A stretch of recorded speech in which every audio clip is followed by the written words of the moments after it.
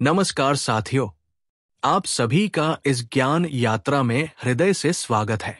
आज हम प्रवेश कर रहे हैं भारत की उस प्राचीनतम आध्यात्मिक और सांस्कृतिक धरोहर में जिसने पूरी मानव सभ्यता को दिशा दी, वेद ज्ञान में। और विशेष रूप से आज हम जिस वेद को समझने वाले हैं वो है यजुर्वेद। एक ऐसा वेद जिसने ऋषियों की मौन साधना को कर्म की दिशा में बदल दिया, जो केवल ज्ञान नहीं देता बल्कि जीवन व्यवहार, व्यवस्था, अनुशासन और संतुलित समाज रचना का मार्ग भी दिखाता है। अध्याय 1, वेदों का संक्षिप्त प्रामाणिक परिचय। अब हम उस स्थान पर पहुंच चुके हैं जहां से संपूर्ण भारतीय दर्शन की जड़ें शुरू होती है, वेदों के परिचय में। लेकिन वेदों का परिचय केवल 4 ग्रंथ कह देने से पूरा नहीं होता। वेद एक परंपरा है, एक जीवंत संस्कृति है, एक सतत प्रवाहित होने वाली धारा है जिसने हजारों वर्षों तक मानव चिंतन, समाज, भाषा और अध्यात्म को दिशा दी। आज हम इस भाग में उसी यात्रा को गहराई से ऐतिहासिक प्रमाणों के साथ समझेंगे।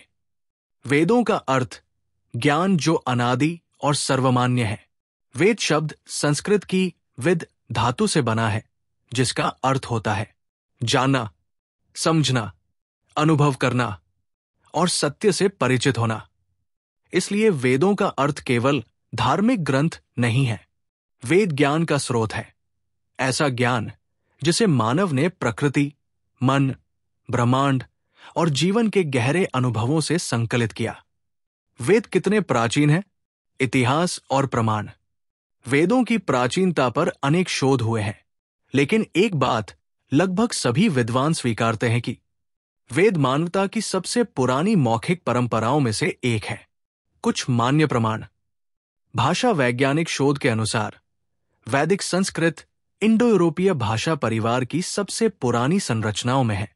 पुरातात्विक प्रमाण बताते हैं कि वैदिक ऋषि प्रकृति आधारित जीवन शैली वाले समाजों में रहते थे। नील्स बोर, मैक्स मुलर, ग्रासिमान सहित अनेक विद्वानों ने माना कि वैदिक मंत्र 3500 साल पुराने हो सकते हैं। हालांकि मौखिक परंपरा इससे भी पहले की है। सबसे महत्वपूर्ण तथ्य यह है कि वेदों का प्रारंभ लिखित रूप से नहीं, मौखिक रूप से हुआ।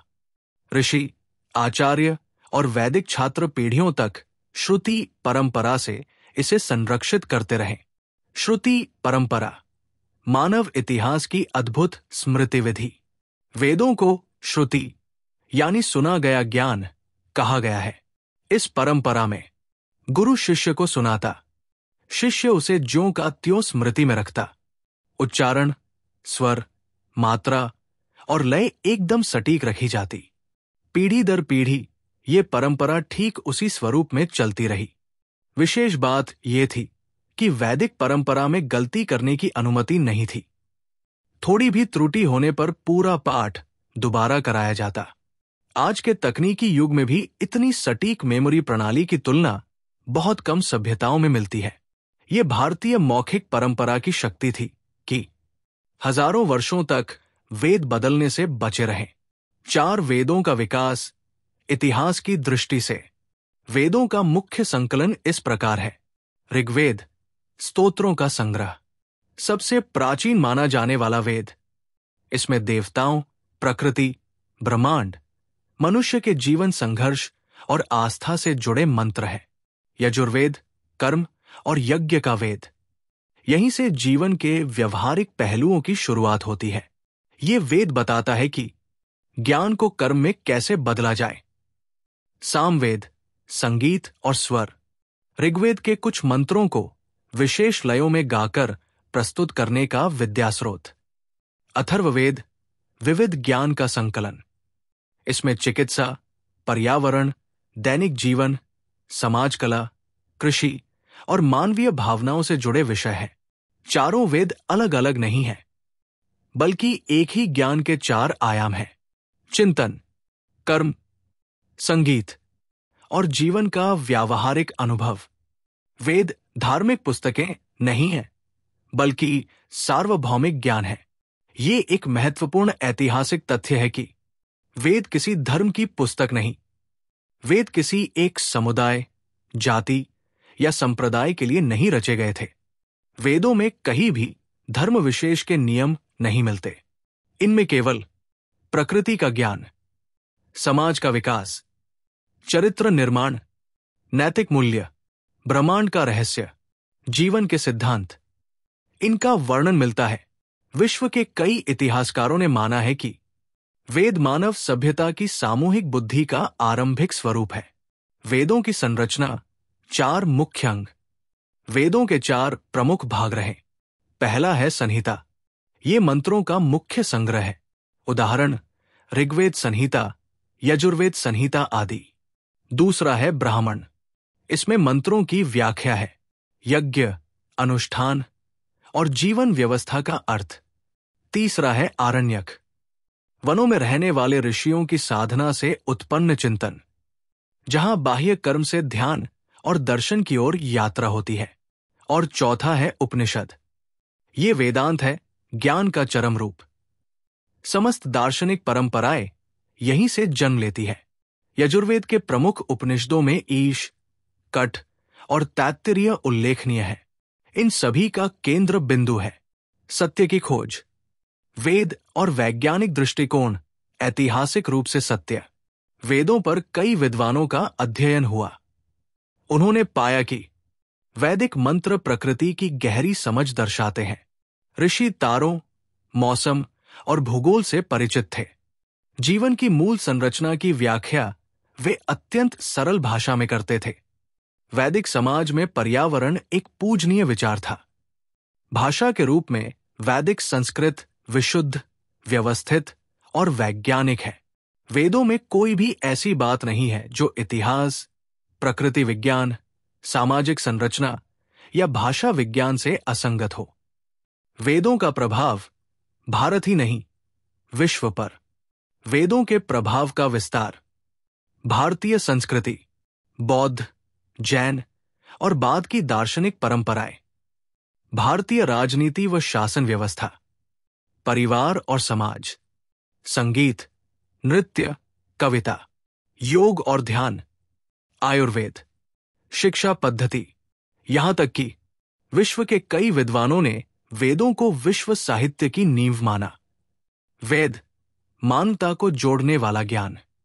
वेदों की सबसे बड़ी विशेषता यह है कि वे जाति नहीं बनाते, विभाजन नहीं करते, भय नहीं उत्पन्न करते, किसी पर बलपूर्वक मान्यता नहीं थोपते।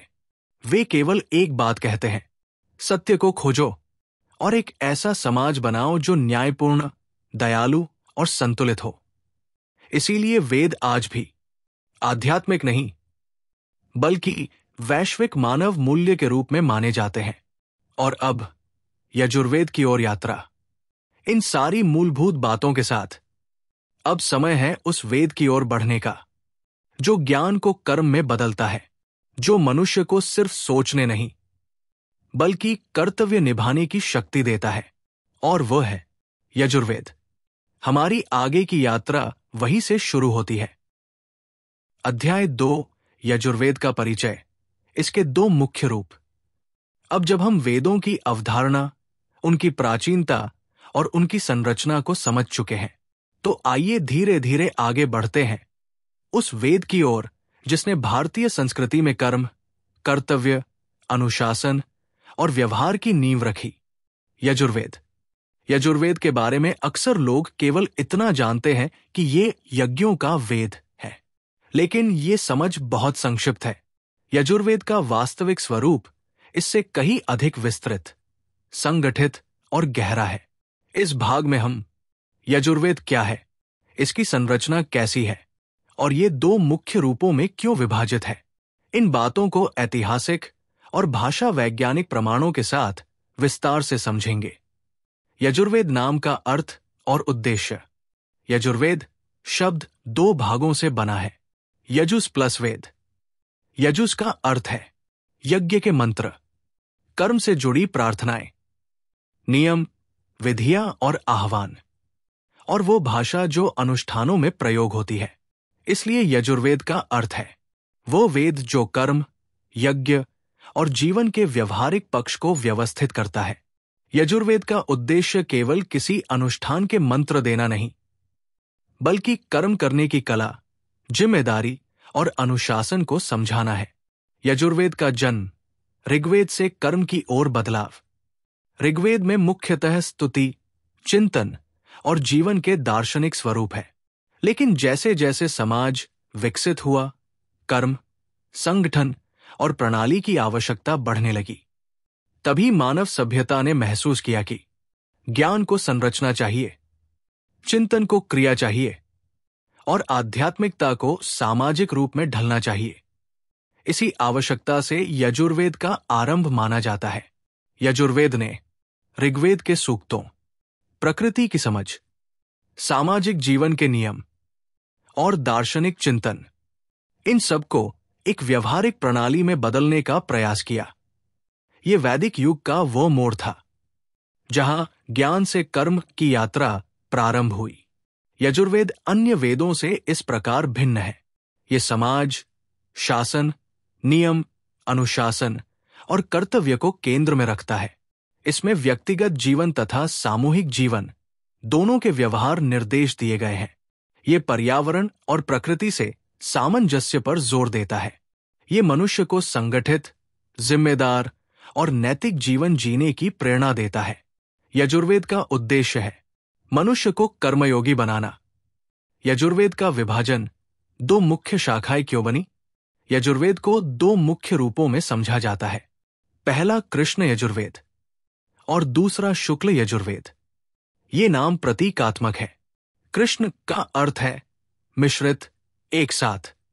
शुक्ल का अर्थ है सुसंगठित, पृथक, स्पष्ट। इस विभाजन का कारण था वैदिक ज्ञान की दो अलग मौखिक परंपराएं, जिनके स्वरूप, संरचना और शिक्षण पद्धति अलग अलग थी। अब इन्हें विस्तार से समझते हैं। कृष्ण यजुर्वेद मिश्रित, गद्य पद्य से युक्त परंपरा। कृष्ण यजुर्वेद को तैत्तिरीय यजुर्वेद अभी कहा जाता है, क्योंकि इसकी मुख्य शाखा तैत्तिरीय संहिता है। इसके प्रमुख लक्षण मंत्र और ब्राह्मण मिश्रित। कृष्ण यजुर्वेद में मंत्र, पद्य और ब्राह्मण, गद्य एक ही संहिता में आते हैं, यानी कर्म और उसकी व्याख्या एक साथ जुड़ी हुई मिलती है। ये व्यवहारिक शिक्षण के लिए श्रेष्ठ था। अध्येताओं को यज्ञ विधि को सीखना आसान होता था, क्योंकि विधि के साथ मंत्र भी तुरंत दिख जाता था। इसमें विविध सामाजिक और ऐतिहासिक विवरण मिलते हैं। तैत्तिरीय संहिता में दान, शासन, सामाजिक संतुलन, खाद्य नियम, ऋतुओं का वर्णन, पशु पक्षियों का महत्व, इन सब का व्यवस्थित वर्णन मिलता है। कृष्ण यजुर्वेद में अनेक उपनिषद शामिल हैं। इनमें तैत्तिरीय उपनिषद, कठ उपनिषद अत्यंत प्रसिद्ध है। कृष्ण यजुर्वेद का स्वरूप अधिक विस्तृत और जटिल है। इसकी भाषा और संरचना उस समय के समाज, प्रकृति और नियमों का जीवंत चित्र प्रस्तुत करती है। शुक्ल यजुर्वेद संगठित, स्पष्ट और वैज्ञानिक शैली। शुक्ल यजुर्वेद को वाजसनेयी संहिता कहा जाता है। ये विश्व की अत्यंत सुसंगठित प्राचीन मौखिक परंपराओं में से एक है। इसके प्रमुख लक्षण मंत्र और व्याख्या अलग अलग। ये शुक्ल यजुर्वेद की सबसे बड़ी विशेषता है। संहिता में केवल मंत्र, शतपथ ब्राह्मण में उनकी विस्तृत व्याख्या। इससे अध्ययन व्यवस्थित, स्पष्ट और तकनीकी रूप से अत्यंत सटीक हो जाता है। शतपथ ब्राह्मण अद्भुत ग्रंथ। इस ब्राह्मण ग्रंथ में धार्मिक नहीं, बल्कि समाज विज्ञान, शासन, दर्शन और व्यवहार के गहरे सिद्धांत मौजूद है। यहां राजधर्म, न्याय, निर्णय, कर्म, प्रकृति और समाज निर्माण के कई सिद्धांत मिलते हैं। इसमें आदेश, विधान और नैतिकता स्पष्ट रूप से बताई गई है। यानी कौन सा कर्म क्यों किया जाए, समाज पर उसका क्या प्रभाव होगा, कौन सी परिस्थिति में कौन सा निर्णय लेना चाहिए, सभी बातें व्यवस्थित है। शुक्ल यजुर्वेद दो उपशाखाओं में विभाजित है। काण्व शाखा, माध्यन्दिन शाखा। आज इनके पाठ भारत के अलग अलग क्षेत्रों में संरक्षित है। शुक्ल यजुर्वेद में ईश उपनिषद शामिल है, जो वेदांत का अत्यंत महत्वपूर्ण ग्रंथ माना जाता है। दोनों शाखाओं का इतिहास और भौगोलिक विस्तार। कृष्ण और शुक्ल यजुर्वेद केवल ग्रंथ नहीं, बल्कि दो बड़े वैदिक विद्यालयों की तरह थे, जो विभिन्न क्षेत्रों में फैले। कृष्ण यजुर्वेद मुख्यतः दक्षिण भारत, महाराष्ट्र, कर्नाटक, आंध्र प्रदेश में अधिक प्रचलित रहा। शुक्ल यजुर्वेद मुख्यतः उत्तर भारत, काशी, मिथिला, राजस्थान, गुजरात में अधिक प्रचलित रहा। इससे यह सिद्ध होता है कि यजुर्वेद केवल पूजा पद्धति का वेद नहीं था, बल्कि संपूर्ण भारतीय समाज की ज्ञान और व्यवहार परंपरा का हिस्सा था। यजुर्वेद की भाषा वैदिक संस्कृत का व्यवस्थित रूप। यजुर्वेद की भाषा लयात्मक है, अनुप्रासयुक्त है, स्पष्ट और व्याकरणिक, और सहज उच्चारण योग्य। मंत्रों का चयन इस तरह किया गया है कि अध्ययन के दौरान अनुशासन, स्मरण शक्ति, मानसिक स्थिरता और वाणी का नियंत्रण स्वाभाविक रूप से विकसित हो। वैदिक संस्कृत के शोधकर्ताओं का मानना है कि यजुर्वेदिक भाषा अत्यंत पुरानी, परिष्कृत और संरचित है। यजुर्वेद की दार्शनिक पृष्ठभूमि कर्म ही धर्म। यजुर्वेद का मूल भाव है कर्म ही धर्म है, लेकिन यहां धर्म का अर्थ संप्रदाय नहीं, बल्कि कर्तव्य है। इसमें संदेश मिलता है, मनुष्य कर्म से भागे नहीं, समाज में योगदान दे, प्रकृति का आदर करे और आचरण में सत्य रखे। यजुर्वेद सिखाता है कि यदि समाज को उन्नति चाहिए तो उसके नागरिकों को कर्तव्यनिष्ठ होना ही होगा। दोनों शाखाओं में एक समानता, उद्देश्य, हालांकि स्वरूप अलग है, लेकिन कृष्ण और शुक्ल यजुर्वेद दोनों का उद्देश्य एक ही है, मानव को कर्मयोगी बनाना, समाज की संरचना को संतुलित रखना, प्रकृति के साथ तालमेल बनाना, न्याय और जिम्मेदारी की भावना विकसित करना। दोनों सम्मिलित रूप से यजुर्वेद की पूर्ण तस्वीर बनाते हैं। यजुर्वेद केवल यज्ञ का वेद नहीं, बल्कि मानव जीवन की संपूर्ण व्यवस्था का वेद है। इसका दो स्वरूप होना यह दर्शाता है कि वैदिक समाज में विविधता के साथ साथ उच्च स्तर की शोधपरक परंपराएं भी थी। यजुर्वेद ने मनुष्य को कर्म, अनुशासन और कर्तव्य के मार्ग पर अग्रसर किया, और यही कारण है कि ये वेद आज भी आधुनिक समाज, प्रशासन, शिक्षा और जीवन दर्शन में प्रासंगिक है।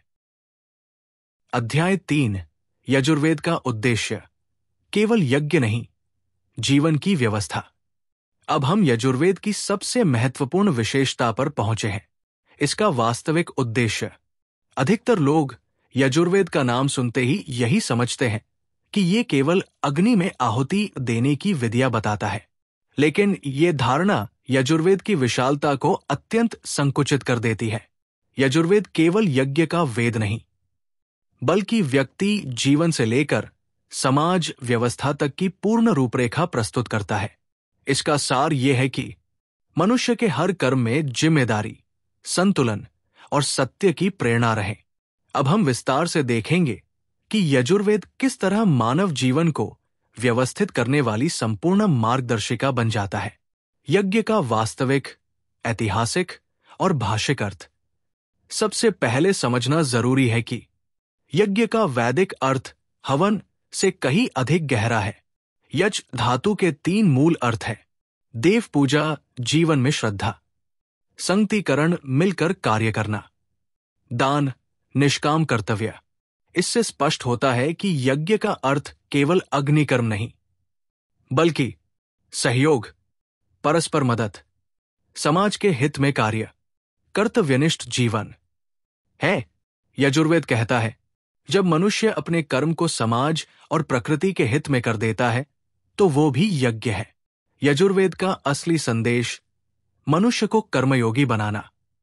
यदि ऋग्वेद ज्ञान का वेद है, सामवेद संगीत का वेद है, तो यजुर्वेद कर्म का वेद है। यजुर्वेद कहता है, कर्म ही मनुष्य की पहचान है। कर्म ही जीवन की दिशा बनाता है। यहां कर्म का अर्थ है कर्तव्य, जिम्मेदारी, नैतिक दायित्व, समाज में योगदान और स्वयं को अनुशासित रखना। यजुर्वेद मनुष्य को बताता है कि ज्ञान तभी सार्थक है जब वो व्यवहार में उतरे। यजुर्वेद और सामाजिक व्यवस्था एक सुविचारित प्रणाली। यजुर्वेद केवल व्यक्ति को नहीं बल्कि पूरे समाज को व्यवस्थित करने वाली प्रणाली है। इसमें 3 प्रमुख स्तरों पर व्यवस्था दिखाई देती है। व्यक्तिगत जीवन की व्यवस्था, पर्सनल डिसिप्लिन। यजुर्वेद मनुष्य को अपने विचार, व्यवहार, भोजन, वाणी, नींद, काम, समय सभी में संतुलन रखने की प्रेरणा देता है। ये आत्मविकास की पहली सीढ़ी है। परिवार की व्यवस्था, फैमिली हार्मनी। यजुर्वेद परिवार को समाज की पहली इकाई मानता है। इसमें पति पत्नी के सामंजस्य, बच्चों के संस्कार और घर के वातावरण पर सूक्ष्म निर्देश मिलते हैं। विद्यालयों से पूर्व ये परिवार ही था जहां मूल्य और परंपराएं सिखाई जाती थी और यजुर्वेद इन मूल्यों का आधार बनता है। समाज की व्यवस्था, सोशल ऑर्डर। यजुर्वेद कहता है समाज तभी उन्नत होता है जब सभी वर्ग और सभी व्यक्ति कर्तव्यनिष्ठ हों। इसलिए इसमें न्याय, श्रम, सेवा, नेतृत्व, शिक्षा, कृषि, पशुपालन, पर्यावरण सभी के लिए निर्देश मिलते हैं। यह बताता है कि यजुर्वेद कितना दूरदर्शी और व्यवहारिक ग्रंथ है। यजुर्वेद और शासन, राजधर्म का सबसे पुराना सिद्धांत। आज लोकतंत्र, न्यायपालिका, प्रशासन और समाज व्यवस्था पर दुनिया गर्व करती है, लेकिन इनकी जड़ें बहुत गहरी और प्राचीन हैं। शतपथ ब्राह्मण में राजा और प्रशासन के बारे में विस्तार से बताया गया है। राजा का पहला काम न्याय। राजा किसी पद का अधिकारी नहीं बल्कि सबसे बड़ा कर्तव्यधारी है। वो दैवी नहीं बल्कि सामाजिक दायित्व का प्रतीक है। शक्ति का प्रयोग सीमित होना चाहिए। यह स्पष्ट कहा गया है कि शक्ति कभी भी अत्याचार में परिवर्तित नहीं होनी चाहिए। जनता का सुख ही राजा का सुख। यजुर्वेद के अनेक मंत्र बताते हैं यदि समाज दुखी है तो राजा सुखी नहीं रह सकता। परामर्श और सभा व्यवस्था। निर्णय लेने में बड़ी सभा की आवश्यकता बताई गई है। सुझाव, संवाद और सहयोग को महत्व दिया गया है। ये सिद्धांत आधुनिक लोकतांत्रिक सोच के अग्रदूत माने जाते हैं। यजुर्वेद और प्रकृति, पृथ्वी को माता मानने की वैज्ञानिक दृष्टि। यजुर्वेद में प्रकृति को उपयोग की वस्तु नहीं बल्कि जीवंत चेतना माना गया है। इसमें पृथ्वी, जल, वायु, आकाश, वनस्पति, पशु, ऋतुएं सभी के संरक्षण का उल्लेख है। यजुर्वेद कहता है पृथ्वी सहनशील है परंतु मनुष्य को उसका आदर करना चाहिए। जो प्रकृति को दुख देता है वो अंत में स्वयं दुख पाएगा। ये विचार आज के सस्टेनेबल डेवलपमेंट का आधार है। यजुर्वेद और न्याय, समानता का प्राचीनतम संदेश। यजुर्वेद में बताया गया है न्याय सबके लिए समान होना चाहिए। किसी के साथ पक्षपात नहीं होना चाहिए। किसी भी निर्णय में क्रोध, लालच, भय का स्थान नहीं। शासन जनता को अत्याचार से बचाए। आज के आधुनिक न्याय सिद्धांत natural justice, equality before law, rule of law इन्हीं मूल विचारों से विकसित माने जाते हैं। यजुर्वेद और नैतिकता, व्यक्ति का चरित्र समाज की नींव। यजुर्वेद स्पष्ट रूप से कहता है कि बिना नैतिकता के कर्म अधूरे हैं। इसमें व्यक्ति के लिए 5 प्रमुख नैतिक सिद्धांत बताए गए हैं। सत्य, वाणी, व्यवहार और कर्म में सच्चाई। डामा, आत्मसंयम, इच्छाओं पर नियंत्रण, संतुलन, धैर्य और मर्यादा। दान, जो केवल वस्तु देना नहीं बल्कि समय, श्रम, सहयोग, सहानुभूति, करुणा, दूसरों की पीड़ा को समझना और सहायता करना। श्रद्धा, कर्तव्य, प्रकृति और समाज के प्रति आदर। यजुर्वेद कहता है नैतिकता के बिना कोई भी कर्म यज्ञ नहीं बन सकता। यजुर्वेद और शिक्षा, चरित्र निर्माण की प्रणाली। यजुर्वेद में शिक्षा का स्पष्ट उद्देश्य है चरित्र निर्माण, मन और वाणी का नियंत्रण, समाज के लिए उपयोगी बनना। इसमें गुरु शिष्य परंपरा को महत्व दिया गया है, जहां शिक्षा केवल सूचना नहीं थी बल्कि संस्कार थी। यजुर्वेद में कहा गया है, विद्या वह है जो व्यक्तित्व को संतुलित बनाती है। यजुर्वेद और दैनिक जीवन, व्यक्ति का आचरण ही यज्ञ। यजुर्वेद बताता है कि हर दिन को यज्ञ बनाओ। ये 5 प्रकार के दैनिक यज्ञों की बात करता है। भगवान का स्मरण, मन की शुद्धता, ऋषियों का सम्मान, ज्ञान का आदर, अतिथि की सेवा, मानवता, प्रकृति का आदर, संतुलन, पशुओं पक्षियों की सेवा, सहस्तित्व। इनसे ये सिद्ध होता है कि यजुर्वेद केवल अनुष्ठान नहीं बल्कि जीवन का मार्गदर्शन है। यजुर्वेद और मानव मन, मनोविज्ञान का प्राचीन आधार। यजुर्वेद कहता है, मनुष्य का सबसे बड़ा मित्र भी उसका मन है और सबसे बड़ा शत्रु भी उसका मन। इसमें क्रोध, लोभ, असंतोष, अवसाद, भय, इन भावनाओं पर नियंत्रण के उपाय मिलते हैं। यहां संयम, शांति और मध्यमता को जीवन की सफलता का रहस्य बताया गया है। ये आधुनिक मनोविज्ञान की कई अवधारणाओं से मेल खाता है। यजुर्वेद का सार, संतुलित जीवन ही पूर्ण जीवन। अंत में यजुर्वेद हमें ये सीख देता है, मन शांत हो, कर्म जिम्मेदारी से किए जाएं, समाज में सभी वर्गों का सम्मान हो, प्रकृति का संरक्षण हो, परिवार में सद्भाव हो, वाणी में सत्य और मृदुता रहे, तो मनुष्य का जीवन स्वतः यज्ञ बन जाता है। यजुर्वेद का उद्देश्य केवल यज्ञ विधि बताना नहीं है। इसका उद्देश्य है जीवन को सुव्यवस्थित, संतुलित और सार्थक बनाना। ये वेद कहता है, जब मनुष्य सही कर्म करता है तो वो केवल अपने नहीं, पूरे समाज के भविष्य को उज्ज्वल बनाता है। यजुर्वेद एक ऐसा ज्ञान ग्रंथ है जिसकी प्रासंगिकता प्राचीन काल में भी थी, आज भी है और भविष्य में भी रहेगी। अध्याय 4, यजुर्वेद की संरचना, मंत्र, व्याख्या और उपयोग। अब हम यजुर्वेद के सबसे मूलभूत और महत्वपूर्ण पहलू पर पहुंचते हैं, इसकी संरचना। किसी भी वेद को समझने के लिए यह जानना अत्यंत आवश्यक है कि वो किन अंगों में विभाजित है, उसमें क्या सामग्री है, कैसे उसका प्रयोग होता है और किस उद्देश्य से वह लिखा गया है। यजुर्वेद की संरचना सहज होने के साथ साथ अत्यंत वैज्ञानिक और सुविचारित है। ये वैदिक युग की बौद्धिक क्षमता और मौखिक परंपरा की असाधारण शक्ति को दर्शाती है। आइए इसे गहराई से समझें। यजुर्वेद को सामान्यतः 2 मुख्य भागों में बांटा जाता है। मंत्र भाग, मंत्रा संहिता, ये मुख्य मंत्रों का संग्रह है जो यज्ञ या कर्म से जुड़े हैं।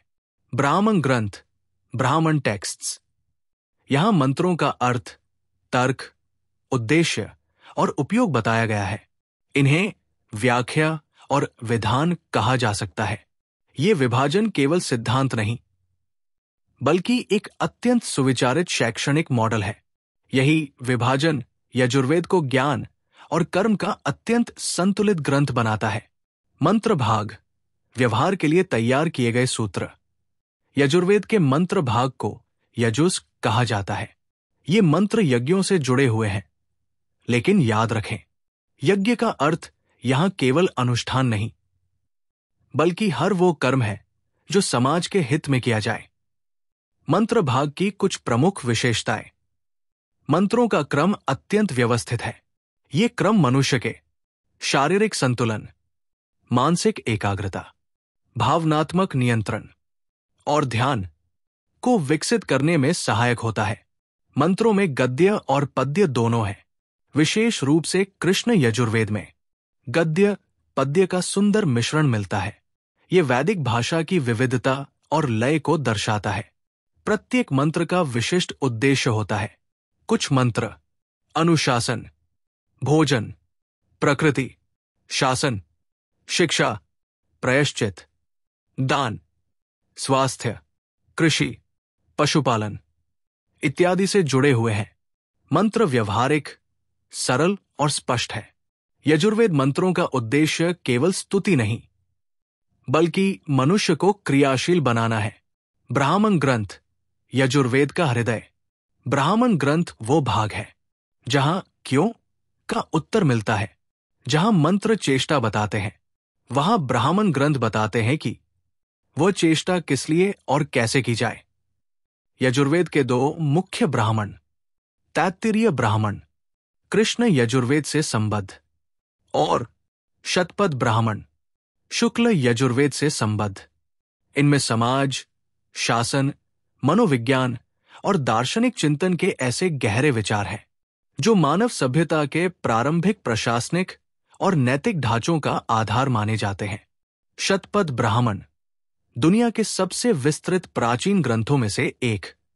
शतपथ ब्राह्मण केवल यज्ञ विधि का विवरण नहीं है, बल्कि मानव सभ्यता की जीवन व्यवस्था का प्राचीनतम मॉडल है।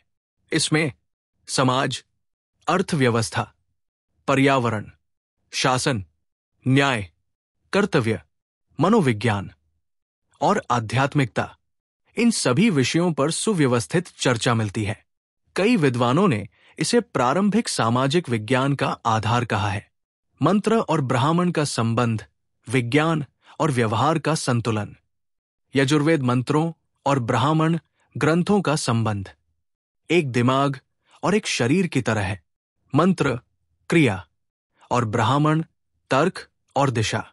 उदाहरण, अगर कुछ किया जा रहा है तो ब्राह्मण बताते हैं क्यों किया जा रहा है, किस भावना से किया जाना चाहिए और उसके क्या परिणाम होंगे।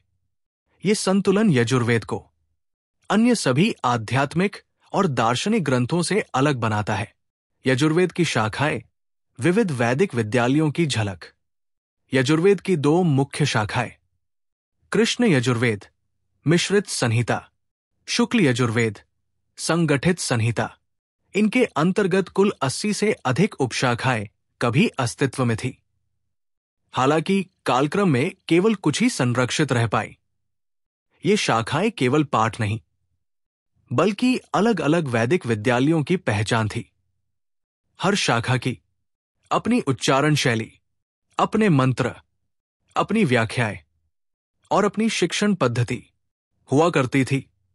आज भी भारत के विभिन्न क्षेत्रों में इन शाखाओं के परंपरागत पाठ मिलते हैं। कुछ उत्तर भारत में, कुछ दक्षिण भारत में। यजुर्वेद की भाषा, लय, तर्क और ध्वनि का अद्भुत संयोजन। यजुर्वेद की भाषा वैदिक संस्कृत है।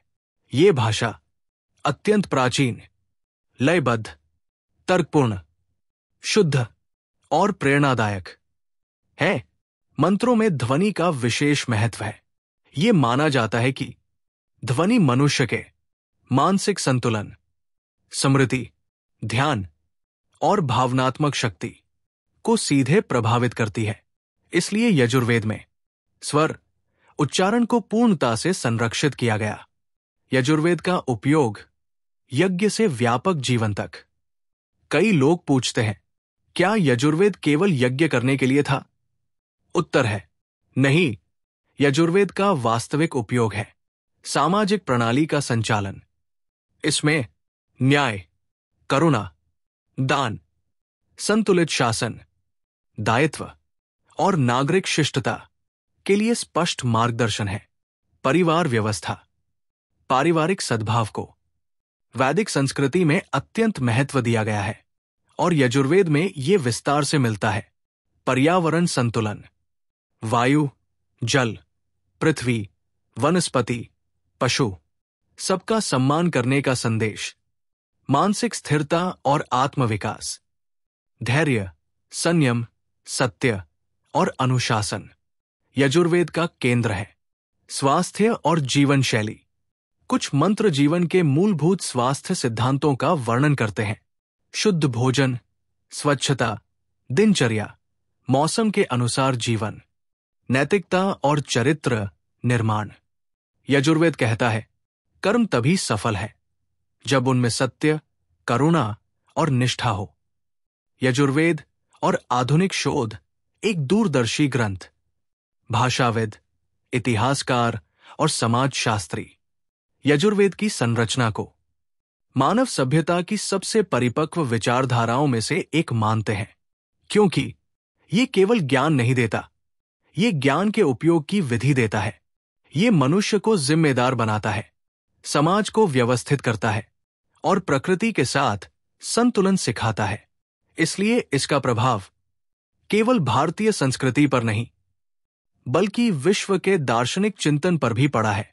यजुर्वेद मंत्रों की ऊर्जा और ब्राह्मण ग्रंथों की व्याख्या को मिलाकर एक ऐसा संतुलित ज्ञान पुंज बनाता है जो मनुष्य को सोचने वाला, समझने वाला और कर्म करने वाला प्राणी बनाता है। यही कारण है कि यजुर्वेद को जीवन की संपूर्ण व्यवस्था का वेद कहा गया है। अध्याय 5 यजुर्वेद और यज्ञ, इसका वास्तविक वैज्ञानिक अर्थ।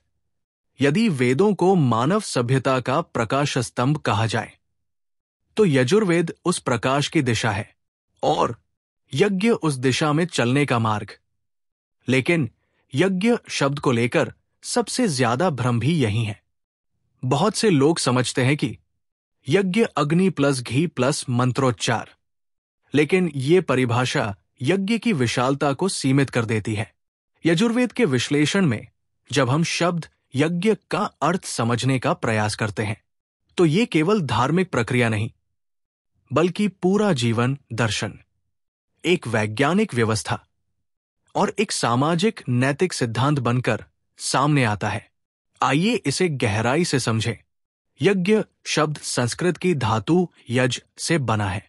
इस धातु के 3 मूल अर्थ हैं। पहला है देव पूजा, रिस्पेक्ट इनर डिसिप्लिन, अर्थात मन में सम्मान, श्रद्धा और भावनात्मक शुद्धता। दूसरा है संगतीकरण, कलेक्टिव एक्शन कोऑपरेशन, अर्थात लोगों के साथ मिलकर हितकारी कार्य करना। और तीसरा है दान, सेल्फलेसनेस कॉन्ट्रीब्यूशन, अर्थात समाज, प्रकृति और अन्य जीवों के लिए कुछ अर्पित करना। इन 3 अर्थों को मिलाकर यज्ञ का वास्तविक संदेश मिलता है। यज्ञ वह है जिसमें व्यक्ति अपनी निजी इच्छा के ऊपर उठकर समूह, समाज और प्रकृति के हित में कार्य करता है। इसलिए यज्ञ केवल अग्निकर्म नहीं, बल्कि निस्वार्थ कर्म का विज्ञान है। यजुर्वेद में यज्ञ केवल अनुष्ठान नहीं, बल्कि जीवन और समाज की संपूर्ण व्यवस्था है। ये 3 स्तरों पर दिखाई देता है। व्यक्तिगत यज्ञ, आत्मनिर्माण, मन का संतुलन, शरीर की शुद्धता, भावनाओं का नियंत्रण और चरित्र की दृढ़ता। मनुष्य जब अपने भीतर की कमियों को जीतता है तो वह भी यज्ञ है। सामाजिक यज्ञ, परिवार और समाज के लिए कर्म। यजुर्वेद कहता है, जो अपने परिवार, समाज, राष्ट्र और पृथ्वी का भार उठाए वही वास्तविक यज्ञ करता है। यजुर्वेद के मंत्र एक संगठित, संतुलित और सहयोगी समाज की प्रेरणा देते हैं। वैश्विक यज्ञ, प्रकृति का संरक्षण, प्रकृति की रक्षा, वृक्षारोपण, जल संरक्षण, पशु पक्षियों की सेवा, ये सभी यज्ञ हैं। यजुर्वेद का मूल संदेश यही है, प्रकृति तुम्हें देती है, तुम प्रकृति को लौटाओ। यजुर्वेद यज्ञ को प्राकृतिक विज्ञान से जोड़ता है। यहां अग्नि, धूम, आहुति केवल प्रतीक नहीं है, बल्कि प्रकृति के चक्र के संकेत है। उदाहरण, अग्नि ऊर्जा का प्रतीक है। ऊर्जा के बिना कोई कर्म नहीं। धुआं किसी वस्तु के परिवर्तन का प्रतीक है। यज्ञ बताता है कि हर कर्म परिवर्तन लाता है। प्रत्येक आहुति त्याग है। समाज में योगदान भी उसी त्याग का विस्तार है। जलना विनाश नहीं, बल्कि पुनर्रचना का संदेश है। इस दृष्टि से यज्ञ ऊर्जा, परिवर्तन और संतुलन का वैज्ञानिक सिद्धांत है। यदि हम आधुनिक पर्यावरण विज्ञान देखें तो उसकी मूल बातें हैं पारिस्थितिकी तंत्र, इकोसिस्टम, चक्र, साइकिल्स ऑफ नेचर, संतुलन, बैलेंस, नवीनीकरण, रिजेनरेशन। यजुर्वेद के यज्ञ का विचार इन्हीं से मेल खाता है। यजुर्वेद में कहा गया है, वृक्ष जल को संचित करते हैं, ये बात आज हाइड्रोलॉजिकल साइकिल से मेल खाती है। वायु में जीवन है, ये ऑक्सीजन साइकिल की ओर संकेत है। सूर्य की ऊर्जा पृथ्वी पर जीवन का आधार है, ये सोलर एनर्जी की वैज्ञानिक सत्यता है। यजुर्वेद के अनेक मंत्र प्रकृति को समग्र जीव तंत्र के रूप में समझते थे। यजुर्वेद के अनुसार समाज तभी उन्नत होता है जब लोग मिलकर काम करें, श्रम का विभाजन हो, न्याय व्यवस्था मजबूत हो, दान का भाव विकसित हो, परस्पर सहयोग हो और हर व्यक्ति कर्तव्य निभाए। यज्ञ मनुष्य को यह सिखाता है, सहयोग ही अस्तित्व का आधार है। यह संदेश यजुर्वेद का सबसे आधुनिक और प्रासंगिक भाग है। आज के कॉरपोरेट मैनेजमेंट में टीम वर्क, कोलैबोरेशन, रिस्पॉन्सिबिलिटी जो सिद्धांत है, वो बहुत हद तक यजुर्वेदिक यज्ञ दर्शन से मेल खाते हैं। यजुर्वेद कहता है, यज्ञ से मनुष्य की आंतरिक ग्रंथियां खुलती है। इन ग्रंथियों का अर्थ है नकारात्मक विचार, क्रोध, ईर्ष्या, द्वेष, भय, तनाव। यज्ञ मनोवैज्ञानिक रूप से मन को स्थिर करता है, भावनाओं को शुद्ध करता है, मानसिक ऊर्जा बढ़ाता है, करुणा और शांति का भाव जगाता है। आज के मनोविज्ञान में mindfulness, self control, positive conditioning की जो बातें हैं, वे यजुर्वेद के इस सिद्धांत से मिलती है। यजुर्वेद के अनुसार हर मनुष्य को 5 दैनिक यज्ञ करने चाहिए। पहला है ऋषि यज्ञ, ज्ञान का सम्मान, गुरुओं, अध्यापकों, पुस्तकों का आदर करना। दूसरा है पितृयज्ञ, परंपरा का सम्मान, अपने परिवार और पूर्वजों के मूल्यों को जीवित रखना। तीसरा है देव यज्ञ, प्रकृति का आदर, प्रकृति के प्रति आदरपूर्ण व्यवहार। चौथा है अतिथि यज्ञ, उदारता, मेहमान, गरीब और जरूरतमंद की सहायता। और पांचवा है भूत यज्ञ, जीवों की करुणा, पशु, पक्षी, कीट पतंगों की रक्षा और सेवा। ये पांचों यज्ञ बताते हैं कि यजुर्वेद सामाजिक संवेदना का वेद है। यजुर्वेद में यज्ञ व्यक्ति के शरीर, मन, परिवार, समाज, राष्ट्र और प्रकृति का समन्वय करता है। यज्ञ की विस्तृत परिभाषा ये है, वो प्रत्येक कर्म जो संतुलन, समन्वय और सहयोग उत्पन्न करे, यज्ञ है। आत है ईमानदारी से काम करना यज्ञ, परिवार की जिम्मेदारी निभाना यज्ञ, समाज में न्याय की रक्षा करना यज्ञ, वृक्ष लगाना यज्ञ, किसी पीड़ित की सहायता करना यज्ञ, स्वयं को सुधारना यज्ञ। यजुर्वेद के अनुसार यज्ञ हर मनुष्य का दैनिक जीवन आधारित सिद्धांत है, न कि केवल कर्मकांड। यजुर्वेद का यज्ञ भाव आज की दुनिया के लिए अत्यंत आवश्यक है। एक ऐसा समय जहां देशों में युद्ध, समाज में तनाव, परिवारों में टूटन, व्यक्ति में चिंता बढ़ रही है, यज्ञ संदेश देता है, तुम अकेले नहीं हो, सभी एक दूसरे से जुड़े हुए हैं। यह वैश्विक दृष्टिकोण यजुर्वेद की सबसे बड़ी विरासत है। यज्ञ आध्यात्मिक अनुशासन, वैज्ञानिक प्रक्रिया, पर्यावरण संतुलन, सामाजिक सहयोग, व्यक्तिगत विकास और मानसिक शुद्धि, इन सभी का संगम है। यजुर्वेद का यज्ञ दर्शन बताता है, जीवन तभी संपन्न है जब वो देता है, केवल लेता नहीं। यही यजुर्वेद का सर्वश्रेष्ठ संदेश है। अध्याय 6, यजुर्वेद का सामाजिक दर्शन, विस्तृत ऐतिहासिक समझ। यजुर्वेद केवल व्यक्तिगत आध्यात्मिकता का ग्रंथ नहीं, बल्कि प्राचीन भारतीय समाज की एक अत्यंत सुविचारित सामाजिक प्रणाली का सबसे महत्वपूर्ण आधार है। वेदों में जहां ऋग्वेद प्राकृतिक ज्ञान और भावनात्मक दर्शन देता है, सामवेद संगीत और भावनात्मक तीव्रता को दर्शाता है, अथर्ववेद जड़ी बूटी, गृह संरचना, स्वास्थ्य और लोक जीवन से संबंधित ज्ञान प्रदान करता है, वही यजुर्वेद सामाजिक व्यवस्था, न्याय, जिम्मेदारी, सहयोग और नेतृत्व के मूलभूत सिद्धांत निर्धारित करता है। यजुर्वेद का सामाजिक दर्शन इतना विकसित, गहरा और व्यावहारिक है कि अनेक इतिहासकारों ने इसे विश्व की आरंभिक सामाजिक विज्ञान प्रणाली का प्रारूप कहा है। अब हम इसे विस्तार से समझते हैं। यजुर्वेद का सामाजिक दर्शन उस समय विकसित हुआ जब मानव समुदायों ने स्थायी निवास शुरू किया, कृषि पर निर्भरता बढ़ी, परिवारों के बीच आपसी सहयोग की आवश्यकता बढ़ी, शासन, न्याय और व्यवस्था की जरूरत उत्पन्न हुई। इसका मतलब यह है कि यजुर्वेद एक ऐसे समय का दस्तावेज है जब मानव सभ्यता अव्यवस्थित जीवन से संगठित समाज की ओर बढ़ रही थी। यजुर्वेद ने इस संक्रमण को दिशा दी। यजुर्वेद के मंत्रों में समाज को जीवित तंत्र की तरह दर्शाया गया है। यहां हर व्यक्ति, हर वर्ग, हर जीव और प्रकृति का हर घटक एक दूसरे पर निर्भर है। यजुर्वेद में समाज के 5 स्वरूप माने गए: गृह, घर, परिवार। परिवार समाज की पहली इकाई है, जहां सम्मान, संस्कार और मूल्य विकसित होते हैं। जन, समुदाय बटा समूह। गांव, बस्ती या कबीला, जहां लोग परस्पर सहयोग करते हैं। ग्राम, गांव, कृषि आधारित समाज का केंद्र, जहां श्रम, व्यापार और निर्णय प्रक्रिया विकसित होती है। राष्ट्र, विस्तृत समुदाय, यही शासन, न्याय और सुरक्षा की आवश्यकता उत्पन्न होती है। पृथ्वी और प्रकृति, समाज केवल मनुष्यों का समूह नहीं, बल्कि संपूर्ण जीव तंत्र का हिस्सा है।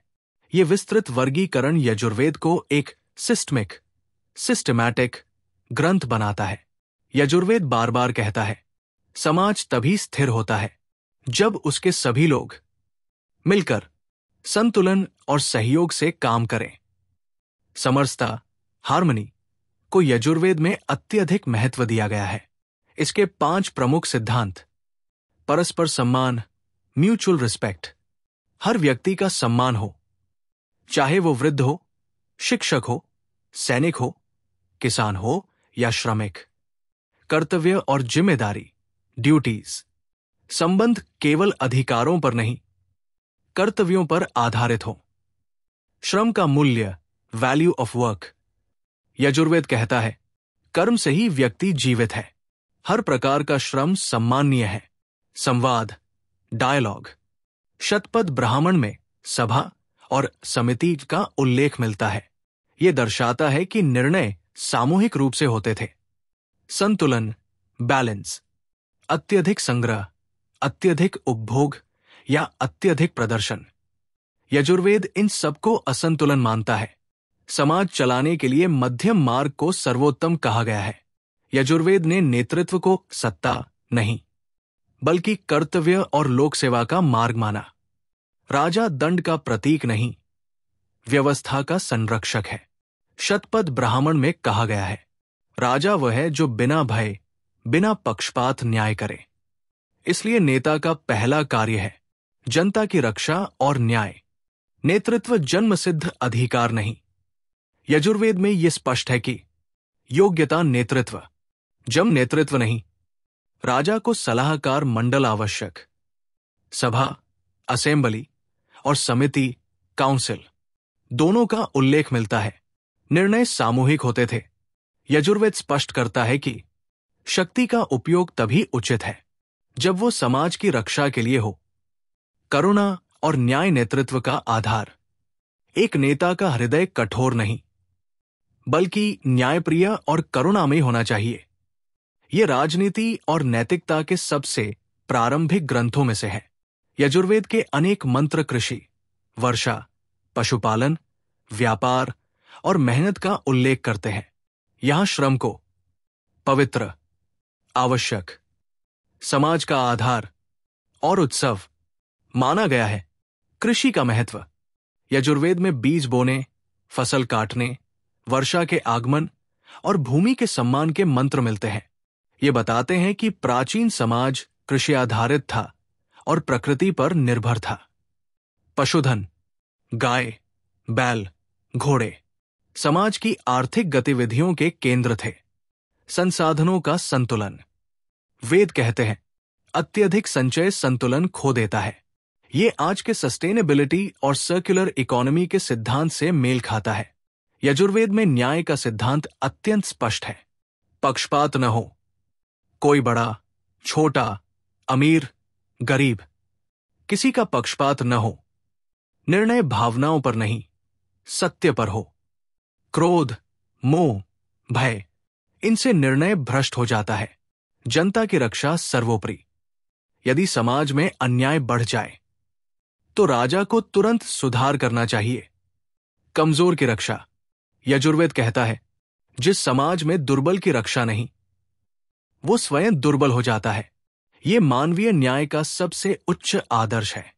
यजुर्वेद वो ग्रंथ है जो प्रकृति को मनुष्य के अस्तित्व का आधार मानता है। यहां प्रकृति को वस्तु नहीं, बल्कि सहयोगी शक्ति माना गया है। वेद कहते हैं, वन जीवन को शुद्ध करते हैं। जल को अमृत कहा गया है। सभी जल स्रोतों की रक्षा अनिवार्य है। वायु जीवन की प्रेरक शक्ति है। शुद्ध वायु समाज को स्वस्थ रखती है। पशु सिर्फ संसाधन नहीं, बल्कि पर्यावरण चक्र का हिस्सा है। यजुर्वेद ऋतुओं के महत्व का उल्लेख करता है। मौसम चक्र जीवन की व्यवस्था तय करता है। आज का क्लाइमेट साइंस यजुर्वेदिक सिद्धांतों से मेल खाता है। वैदिक संस्कृति में परिवार पहला विद्यालय था। यही शिक्षा, मूल्य, व्यवहार, अनुशासन, प्रेम और जिम्मेदारी सिखाई जाती थी। यजुर्वेद कहता है, परिवार में शांति है तो समाज में स्थिरता है। पति पत्नी का सहयोग, बच्चों का संस्कार, बुजुर्गों का सम्मान, इन सब का उल्लेख मिलता है। यजुर्वेद में शिक्षा का उद्देश्य है ज्ञान, कौशल, चरित्र, अनुशासन, समाज हित। गुरु शिष्य परंपरा में विद्यार्थी आत्मनियंत्रण सीखता था। कठिन परिस्थितियों में संयम, वाणी की मधुरता, परिश्रम और शिष्टाचार, इन सभी का महत्व मिलता था। आज की होलिस्टिक एजुकेशन की अवधारणा यही है। यजुर्वेद में स्त्री गृह की आधारशिला, ज्ञान की वाहक, परिवार की शिक्षिका और समाज की सहनिर्मात्री मानी गई है। स्त्री को शिक्षा, निर्णय प्रक्रिया, धार्मिक कर्म और सामाजिक भूमिकाओं में सम्मान दिया गया है। यजुर्वेद का एक मंत्र कहता है, संगच्छध्वस वदध्व, साथ चलो, साथ बोलो, साथ काम करो। ये सामूहिकता का सबसे पुराना संदेश है। समाज की मजबूती के लिए संवाद, सहभागिता, सहानुभूति और सहयोग को सबसे आवश्यक माना गया है। यजुर्वेद का सामाजिक दर्शन सिखाता है, समाज संतुलन से चलता है। नेतृत्व सेवा है, शक्ति नहीं। प्रकृति का सम्मान अनिवार्य है। न्याय सबका अधिकार है। परिवार समाज की पहली इकाई है। श्रम और दान दोनों पवित्र है। सहयोग ही समाज की आत्मा है। इस दृष्टि से यजुर्वेद केवल वेद नहीं, एक सामाजिक संविधान है। अध्याय 7 यजुर्वेद से जीवन पाठ। यजुर्वेद केवल मंत्रों का संग्रह नहीं, बल्कि मानव जीवन को संपूर्ण रूप से संवारने वाला मार्गदर्शक ग्रंथ है। जब हम यजुर्वेद के मंत्रों और ब्राह्मण ग्रंथों को ध्यान से पढ़ते हैं तो उनमें जीवन के हर क्षेत्र, व्यक्तिगत विकास, पारिवारिक सद्भाव, सामाजिक संतुलन, पर्यावरण संरक्षण, नेतृत्व, न्याय, चरित्र और आध्यात्मिक उत्थान के अनमोल जीवन पाठ मिलते हैं। अब हम विस्तार से समझते हैं कि यजुर्वेद हमें कौन कौन से जीवन पाठ देता है, जो आधुनिक जीवन में भी उतने ही प्रभावी और आवश्यक है। कर्म ही जीवन का सार है। यजुर्वेद का पहला और मूल संदेश है कर्म। ये कहता है, मनुष्य के पास जो सबसे बड़ी शक्ति है वो उसका कर्म है। ये कर्म केवल नौकरी या काम नहीं, बल्कि विचार, निर्णय, व्यवहार, जिम्मेदारी और समाज में योगदान, इन सभी से मिलकर बनता है। आज के जीवन में इसका अर्थ काम में ईमानदारी, समय की पाबंदी, जिम्मेदारी से काम करना, बहाने न बनाना, परिणाम की चिंता किए बिना लगन करना, ये सभी यजुर्वेदिक कर्मयोग के रूप है। संतुलन ही सफलता का मूल है। यजुर्वेद का एक अत्यंत महत्वपूर्ण सिद्धांत है। संतुलन, बैलेंस। ये हर चीज में संतुलन की शिक्षा देता है। भोजन में संतुलन, नींद में संतुलन, धन में संतुलन, इच्छाओं में संतुलन, वाणी में संतुलन, कर्म में संतुलन, क्रोध और प्रेम दोनों में संतुलन। यजुर्वेद कहता है, अति सर्वत्र वर्जयेत। अत्यधिकता हर जगह हानिकारक है। आधुनिक जीवन में इसका महत्व। आज की दुनिया में तनाव, प्रतिस्पर्धा, काम का दबाव, सोशल मीडिया, असंतुलित दिनचर्या, गुस्सा और चिंता हर चीज का कारण है जीवन का असंतुलन। यजुर्वेद इस समस्या का कालजयी समाधान देता है। संतुलन बनाओ, जीवन सुंदर हो जाएगा। सत्य और वाणी की शुचिता। यजुर्वेद कहता है, सत्य बोलो परंतु प्रिय बोलो। कठोर सत्य भी कोमलता से कहो। ये दो बातों का संदेश देता है। सत्य, इंटेग्रिटी। किसी भी परिस्थिति में सत्य, ईमानदारी और नैतिकता न छोड़ना। मधुर वाणी, कम्युनिकेशन। वाणी मनुष्य की पहचान है। कटु वचन सबसे बड़े रिश्तों को तोड़ सकते हैं। आज के समय में इसका महत्व। रिश्तों में शांति आती है, कार्यस्थल पर सम्मान बढ़ता है, संवाद बेहतर होता है, मन खुश रहता है, संघर्ष कम होते हैं। ये जीवन पाठ आधुनिक कम्युनिकेशन स्किल्स का आधार है। मन का संयम, विजय भीतर से शुरू होती है। यजुर्वेद कहता है, मनुष्य का मन ही उसका मित्र है और मन ही उसका शत्रु। ये संदेश आज के मनोविज्ञान, साइकोलॉजी की सबसे बड़ी सच्चाई है। मन के संयम से क्रोध नियंत्रित होता है, भय कम होता है, लोभ समाप्त होता है, ईर्ष्या मिटती है, आत्मविश्वास बढ़ता है। यजुर्वेद मध्यमता और धैर्य को मनुष्य का सबसे बड़ा हथियार बताता है। आधुनिक दृष्टि से anxiety, stress, depression, anger issues, इन सब का मूल समाधान मन का नियंत्रण है, जिसके लिए यजुर्वेद ध्यान, एकाग्रता, संयम, शांत आहार और नैतिक जीवन के सिद्धांत देता है। समाज हित अपना हित। यजुर्वेद कहता है, व्यक्ति का सुख समाज के सुख में है। इसका अर्थ है, जो समाज को देता है, समाज उसे लौटाता है। सहयोग करो, संघर्ष नहीं। अकेला मनुष्य शक्तिहीन है, साथ में वो अपार शक्ति है। परिवार, पड़ोस, गांव, शहर सब आपस में जुड़े हैं। आज के समय में ये विचार सोशल रिस्पॉन्सिबिलिटी और कम्युनिटी लिविंग का आधार है। यजुर्वेद हमें सिखाता है कि अगर समाज अच्छा है तो मैं अच्छा हूं। प्रकृति के साथ तालमेल, पर्यावरण ही जीवन है। यजुर्वेद प्रकृति के महत्व को सर्वोच्च मानता है। ये सिखाता है, जल की रक्षा करो, वायु को शुद्ध रखो, वृक्षों को मत काटो, मिट्टी की उपजाऊ क्षमता बढ़ाओ, पशु पक्षियों का सम्मान करो, मौसम और ऋतुओं का ध्यान रखो। यजुर्वेद के अनुसार मनुष्य प्रकृति से अलग नहीं, उसी का हिस्सा है। आधुनिक संकट, ग्लोबल वार्मिंग, प्रदूषण, पेड़ों की कटाई, जल की कमी, इन सब का समाधान यजुर्वेद पहले ही दे चुका है। प्रकृति का सम्मान, दान देने की कला ही जीवन की समृद्धि है। यजुर्वेद दान को अत्यंत पवित्र मानता है, लेकिन दान का अर्थ केवल धन देना नहीं। दान है समय देना, सेवा देना, मुस्कान देना, सहानुभूति देना, ज्ञान देना, भोजन देना और अपने अहंकार को छोड़ देना। दान मनुष्य को विनम्र बनाता है और ये समाज में संतुलन पैदा करता है।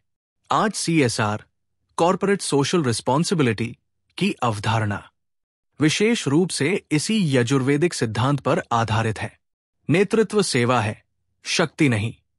यजुर्वेद बताता है, नेता वह है जो दूसरों की रक्षा करे, न कि उन पर शासन करे। राजधर्म का यह सिद्धांत आज के लोकतांत्रिक प्रशासन की नींव है।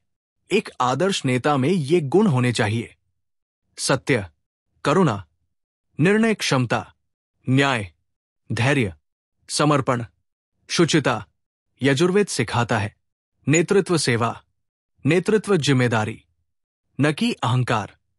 परिवार जीवन का पहला विद्यालय है। आज बच्चे स्कूल से, मोबाइल से, किताबों से बहुत कुछ सीखते हैं, लेकिन सबसे बड़ा शिक्षक है परिवार। यजुर्वेद सिखाता है घर में शांत वातावरण रखो, माता पिता बच्चों को प्रेम और अनुशासन दोनों दे, बुजुर्ग अनुभव का खजाना है, पति पत्नी सहयोग करें, परिवार के सभी सदस्य एक दूसरे को सम्मान दे। जहां परिवार मजबूत है वहां समाज और राष्ट्र भी मजबूत होते हैं। सहयोग सफलता की असली कुंजी। यजुर्वेद का एक प्रसिद्ध मंत्र है संगच्छध्वस वदध्वा, साथ चलो, साथ बोलो, साथ काम करो। ये मंत्र बताता है कि टीम वर्क केवल आधुनिक कार्यशैली नहीं बल्कि मानव स्वभाव का मूल है। आज दुनिया कहती है collaboration, team effort, cooperation. Yajurveda कहता है मानवता की सफलता सहयोग में है, शांतिपूर्ण समाधान ही श्रेष्ठ समाधान है। यजुर्वेद हिंसा और युद्ध के विरोध में नहीं बल्कि आवश्यकता के विरुद्ध है, लेकिन हर परिस्थिति में पहला विकल्प हमेशा शांति है। यजुर्वेद कहता है क्रोध से निर्णय विकृत हो जाता है, शांति से बुद्धि प्रकट होती है। आज दुनिया कॉन्फ्लिक्ट रेजोल्यूशन, पीस स्टडीज और नेगोशिएशन स्किल्स की बातें करती है। यजुर्वेद पहले ही कह चुका है संवाद हर कठिनाई को हल कर देता है। स्वच्छता शरीर और मन दोनों की। यजुर्वेद में कहा गया है शरीर शुद्ध, स्थान शुद्ध, भोजन शुद्ध, विचार शुद्ध, मन शुद्ध, वाणी शुद्ध, ये मिलकर व्यक्ति का जीवन शुद्ध बनाते हैं। आज WHO और वैज्ञानिक विश्व भी यही कहता है हाइजीन ही स्वास्थ्य की नींव है, विनम्रता सफलता का आभूषण। यजुर्वेद में अहंकार को सबसे बड़ा शत्रु कहा गया है। अहंकार निर्णय को कमजोर करता है, संबंधों को तोड़ता है, मनुष्य को अस्थिर बनाता है। विनम्रता मन को शांत करती है, संबंधों को मजबूत करती है, ज्ञान को विकसित करती है। यजुर्वेद कहता है विनम्र व्यक्ति ही सच्चा ज्ञानी है। धैर्य, धीरे चलो लेकिन रुक मत। यजुर्वेद सिखाता है कि जीवन में हर सफलता धीरे धीरे आती है। बीज बोया जाता है, फिर धैर्य से प्रतीक्षा की जाती है, फिर पौधा उगता है, फिर समय के साथ फल आता है। ये प्रकृति का नियम है। यजुर्वेद कहता है जीवन भी उसी तरह है। धैर्यवान व्यक्ति कठिन परिस्थितियों में भी टूटता नहीं। यजुर्वेद एक वाक्य में कहता है जीवन को संतुलन, सत्य, सहयोग और करुणा से सजाओ। यजुर्वेद का प्रत्येक जीवन पाठ आज भी आधुनिक दुनिया में उतना ही सत्य, जीवंत और उपयोगी है जितना हजारों वर्ष पहले था। अब इस ज्ञान यात्रा का अंतिम पल है, लेकिन यजुर्वेद का असली सार यहीं से शुरू होता है। आपके भीतर, आपकी दिनचर्या में, आपके स्वभाव में। सच्ची विद्या वो नहीं जो पुस्तक में रहे, बल्कि वह है जो जीवन में उतरे। आज आपने यजुर्वेद को सुना है, लेकिन इसका असली चमत्कार तब होगा जब आप इसे जीना शुरू करेंगे। यदि आज की इस वैदिक यात्रा ने आपके मन को शांति दी हो, आपके विचारों में नई रोशनी जगाई हो, या आपको अपने जीवन के प्रति अधिक सजग बनाया हो, तो कृपया इस ज्ञान को यहीं न रुकने दें। इसे आगे बढ़ाएं, साझा करें, फैलाएं। आपका एक छोटा सा कदम हमारे इस प्रयास को और बड़े स्तर तक पहुंचा सकता है। वीडियो को लाइक करें ताकि ये ज्ञान अधिक लोगों तक पहुंचे। कमेंट में लिखें कि यजुर्वेद का कौन सा जीवन पाठ आपके दिल को सबसे अधिक छू गया। वीडियो को शेयर करें, क्योंकि ज्ञान तभी जीवित रहता है जब वो एक से दूसरे तक पहुंचता है।